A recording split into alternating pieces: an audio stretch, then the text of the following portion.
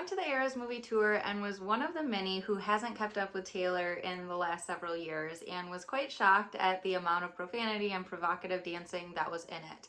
I posted a review on Common Sense Media that basically said it was lewd and full of cursing, you know, a ton of F-bombs, S-words, GDs, B-words, all of the things, right? And I'm very sensitive to language because I do not curse. I do not watch movies that have swearing in them, so I'm not desensitized in any capacity to cursing at this point in my life.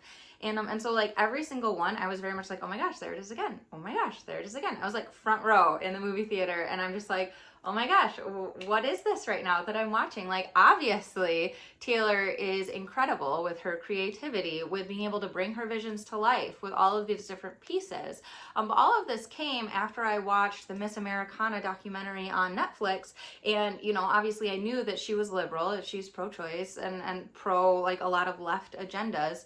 But even within that, you know, 2018, she states, you know, I'm a Christian, and the way that this particular politician is acting are not Christian values, you know, like that's not what we stand for as Christians. And so you know, she's somebody who was claiming to be Christian, and whether or not that is still the case 5 years later, I don't know. You know, I know that some of her songs show like a struggle with her relationship with God, but also there seem to be some references to the occult, obviously with the Evermore, I think it was the Evermore album, right? The one like with the Eras tour, she's like wearing a hood and they're kind of like chanting, putting these balls up and down. It's like, oh, this, you know, seems like a seance type environment there. Okay, like that's kind of going on too. And so I wrote this review basically saying I don't think anyone under the age of 12 should go, and overall, like, this is not like, as somebody who claims to be a Christian, like I did not see Christ represented in her show. Like as somebody who like used to really like her stuff, you know, sure, yeah, she was 17. She used to be this like innocent girl, and now she's 33. She's grown, she's matured, she's changed. Who can expect people to be the same person that they were when they were 17, like over 10 years ago? And yes, absolutely, I agree. I'm not the same person that I was when I was 18 either, 100%. However, I don't need to like use curse words and dance provocatively and do all these things in order to be 32. I don't have to do those things in order to like show that I'm older, right? We can maintain this desire for purity. We can maintain this desire for innocence, and we can maintain that desire for our children. So I posted this review and I got various different responses. Some people saying, well, you should have read reviews before you went. That's what they're for. And I'm like, yeah, I know. That's why I'm writing this review. That's why I'm sharing my perspective, my Catholic perspective of this concert, of this movie that I don't think parents should be bringing their young children to, because it's nothing like her Fearless album. It's nothing like her Speak Now or what, like her earliest albums, you know, Teardrops on My Guitar, all those things. Like her music has completely transformed, especially since that Reputation album, which I have spoken about before. And so as it is, like, with watching it, I have this like deep-seated sense of conviction. My mom is an accomplished pianist. She has written an album. She used to do performing. She was an entertainer. That was what her job was before she retired to be a stay-at-home mom. I grew up on the piano, singing with a guitar, very musical environment, very musical family. Like, it's what I've always, like, when I was 18, 19, 20, I used to perform in the bars. I write my own music. I do these things. And the last song I formally wrote was 6 years ago, which I didn't even realize until yesterday when my husband and I were going through an old playlist of mine. And I was like, wow, my voice is so different now. Like, it used to be kind of nasally and now it's lower down. And it definitely has like this deep, more like breadth in it. And it's like, you know, I feel this strong conviction. It's like young kids need that role model. The number of moms who I have now seen say, man, I really love Taylor Swift. I'm so disappointed that my daughter can't look up to her anymore. And this is really across the board in the industry, right? It's not Taylor Swift specific. You see Miley Cyrus. You see a lot of these like Disney stars that have kind of turned a corner and now they're living a very secular life. Well, perhaps still claiming the name of God. Maybe. I don't know. Maybe they're claiming Christianity, but then they're not living, you know, a Christ-centered life. You know, they're not producing content that you can say, wow, I can see how Christ is being attempted to be exemplified through this. And so within myself, like when I was pursuing playing music, when I was pursuing all those things, you know, 10 years ago, I very much was like, if I ever am successful at this, I don't want to travel. I want to stay local. Like, people will have to travel to me if they want to see me play. You know, I always had this idea where I was like, I don't ever really want to tour. I'm not interested in traveling like that. And I'm at a point now where it's like, you know, I do have a vision. I do have visions for my music, and like, and I do need to get back to writing. And these moms who are just so devastated that like there are all of these people that we've grown up with that have now turned a corner and living a secular life. They aren't pursuing holiness. They aren't pursuing this life that Christ has actually called us to, this biblical lifestyle that we are called to. And I feel like that is lacking in music, in the music industry, in concerts, in things in general, where that aspect it's getting lost. And so I feel this pull to redirect my focus to writing again. I feel this pull to redirect my focus to playing the piano and singing and taking a couple voice lessons and really solidifying my voice and honing the abilities that I have, which honestly, since this conviction and like discerning it with my husband, discerning it with God, like I already have a new song that is in the works that I already have the first and second verse written to, and it's on the piano, and it's like, you know, I know that this is, I know that it's something that I'm being called toward at least pursuing to see, like, is this a possibility? Am I good enough? Is this something where my voice is solid enough? Is it something where I am talented enough? Is this something where, you know, God does want me to give my talents back to him, to honor him, this talent of singing, this talent of piano playing, this talent of being able to pick up any instrument and figure out how it works and how to play it. Like,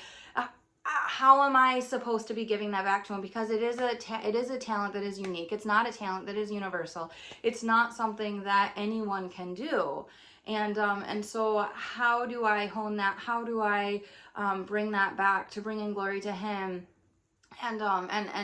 And I mean, even 10 years ago, I remember talking with one of my older brothers, and he was saying, you know, there's this huge lack of Catholic music. You know, we used to have Audrey Assad, who has turned to the occult. She has left Catholicism. And it's like, you know, a lot of her stuff was so beautiful, and people really enjoyed her concerts. They enjoyed listening to her sing live. And now we don't have her anymore. Like, and for me, like, my faith has been so steadfast over the last 10 years, like through brain surgery, through a death of a brother, through you know, heartache and heartbreak, through all of these things, through a marriage that has now lasted nearly 7 years. We'll be hitting this New Year's Eve, 8 years, something.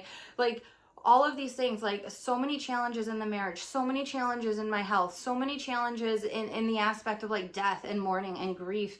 And I haven't given myself permission to utilize those emotions to channel them into songs, partly in protection of my husband's heart. Like, because I've had such mixed feelings about different things, and finally I've talked to him very openly. I'm like, I feel like I've been like holding myself back because I've wanted to protect you, but like at this point, like, you know that I love you, you know that like our marriage is solid, you know that this is like where we're going to be, and so it's like we've come to this understanding that there are going to be certain things that I'm going to be like writing about and singing about that I know women will relate with, that I know need to be talked about, and that there needs to be that redemptive quality in the music. You know, it's not reputation, it's redemption. We look at like all of these things, and so you know, I'm very intrigued to see how everything plays out, but I wanted to share my heart with you with that, because I do believe that women, young girls, do need a role model, and I do know that the reliability of those that are in this world right now is very far, like, it's few and far between. You know, and so like I want to be able to be that person that is going to be steadfast for you. I want to be that person that you will be able to trust with, like, trust your children with me, that I'm not going to abandon the faith, that I'm not going to look backwards and turn to salt. I'm going to be looking forward. I am looking at God. I am seeking him. I am discerning him in every single aspect that I possibly can. And so that's kind of where I see things going, because I have the means. I have a piano that records, I have the guitar, I have the microphone, I have the things. I need to make some connections in certain areas, and that's going to be great. I live in very like vibrant communities, and so it's just like it's going to be something that, if it's something that God wants, I am now open to those possibilities. My husband is open to the added responsibility of him helping with the children, and like finding this balance that we're gonna have to find, this like ebb and flow. I have family local that is more than willing to help and support us in these endeavors.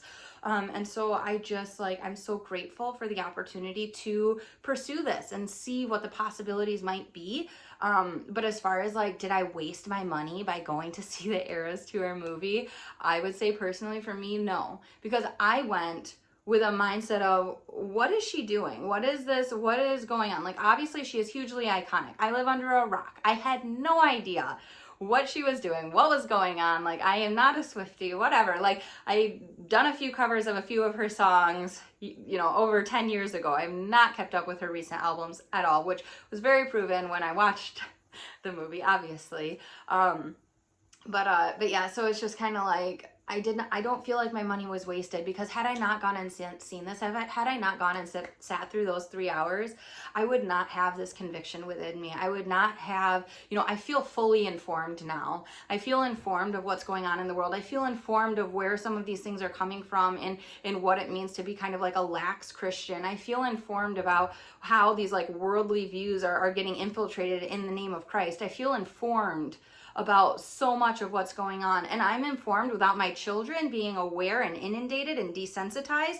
to that information, because they don't need to be. That's my job. My job is to filter the information and then provide what is going to be wholesome, what is going to be good, what is going to be true, what Philippians 4 verse 8 is all about.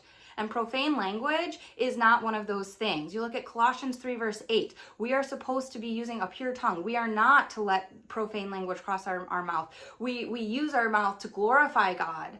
And when we are allowing anger, wrath, all these different things, slander, come about in our mouths, we are not able to glorify God to the fullest. So I want women to know that. I want young girls to know that. I want young girls to know that it's possible to grow up and be in a loving marriage that embraces all that it is that God has given us, that we're able to give ourselves fully to our spouse, that we're able to enjoy our motherhood, that we're able to grow in that together. And I want young girls to be able to see that hope. I want young girls, and I want mothers to be able to have someone to rely on with that you could have a public figure that can be a role model to that degree, that also puts on a good show, that also is able to get on the dance floor and play the songs and sing the music and belt it out and hit the notes and hit the keys and hit the beats and all these things. Like, I mean, I'm capable of that, and I know that I am. I have some things to hone, I have to pursue this at this point, because I know that it's something that could be a possibility. And the only way for me to figure out whether or not it can actually come to fruition is by doing it, is by trying, is by moving forward, is by getting the voice lesson, is by recording the demo, is by focusing on playing, on writing these songs, 5 minutes at a time throughout the day, sitting down at the piano, playing a few chords, doing some, practicing whatever's on the piano. Yeah. So we'll see. But this isn't the last you've seen of me. That's, I guess, is all I have to say, because I don't know. I think my songs are fun. The one I just started writing, like my voice from back, 6 years ago, it's not even the same as I sing. And I would say you don't even know quite what that sounds like at this point, and I'm not willing to share it quite yet. So soon enough, but God bless you. Thanks for tuning in. I do not recommend that you go see the Eras Tour movie with your children, at least. If you're curious about what Taylor Swift is up to for yourself, go. Have your husband watch the kids. And maybe you just go and see what it's all about, because it is an iconic show. It's incredible to watch. It's a spectacle, for sure. And it is something that obviously has gone down in history. And that was why I wanted to be informed about it. I wanted to know what was going on. I wanted to know what it was all about. And I learned. And now I am convicted, and now I just pray that the Lord will use my talents for His glory, and that's, that's why I'm here. So God bless. Thanks for watching today, and I hope you have a blessed Sunday. Bye.